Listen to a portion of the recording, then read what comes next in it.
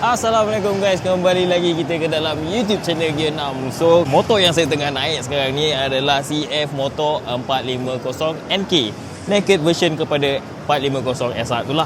Motor ni baru je dilancarkan tadi dengan tanda harga 25,888. So dia punya engine tu dia similar lah dengan model 450 SR tu, 450cc DOSC twin cylinder dengan crank 270 degree punya. So bunyi dia memang mantap.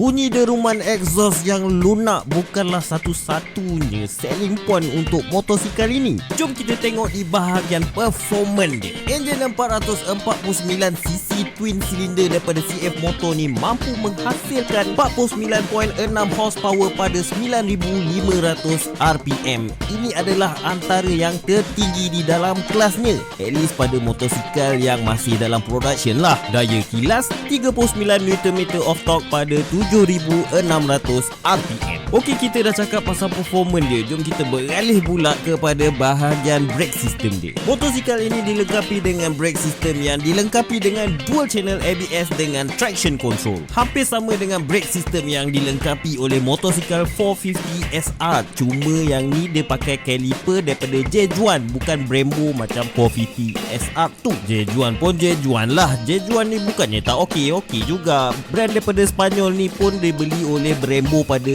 2021. Okey, cukup bab teknikal. Jom kita ulas pula pasal fizikal motosikal. Daripada sudut design dia, kita boleh nampak pada bahagian belakang dia sebiji macam CF Motor 450 SR. Memang belakang dia sama.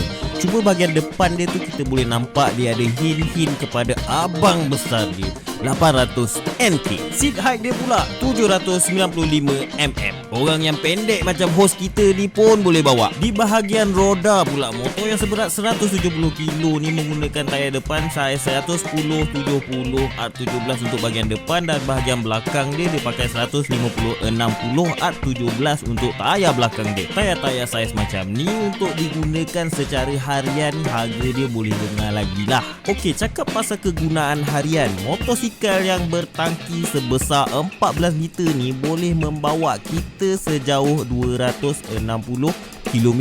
Itu mengikut kita orang punya semakan lah. Boleh jadi lebih, boleh jadi kurang, ikut cara korang menunggang. Okey, lupa pula nak tambah, motor ni juga dilengkapi dengan sistem transmisi 6 kelajuan dengan slipper clutch, which is cool sebab downshifting korang akan jadi lebih smooth dan kurangkan risiko untuk tayar belakang korang daripada slip dalam situasi tertentu. Tapi sayangnya motosikal ini tidak dilengkapi dengan sistem quick shifter jauh sekali auto blipper, which is okay lah sebab dijual pada tanda harga yang macam ni. Apa-apa pun bagi kami, motosikal yang berharga 25,888 ini adalah satu pembelian bang for a buck. Kalau tuan-tuan comparekan dengan harga-harga motosikal yang sedia ada dalam production, motosikal baru lah, motor-motor apa ada dalam range harga macam ni?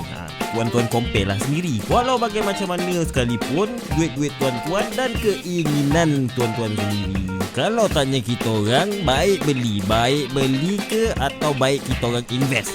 Kita orang invest, masuk skim cepat kaya, lepas tu dapat untung, kita orang nak beli Ducati GP23. Mak Muak Quest pakai okey je, elok dia tapau GP24. Sah gila amek Mak Muak Quest ni. Okey, setakat tu sajalah kita merepek, dan setakat ini sajalah video kita pada kali ini. Jangan lupa tekan button like, share dan subscribe YouTube channel Gear 6 sehingga kita berjumpa di video yang akan datang. Assalamualaikum.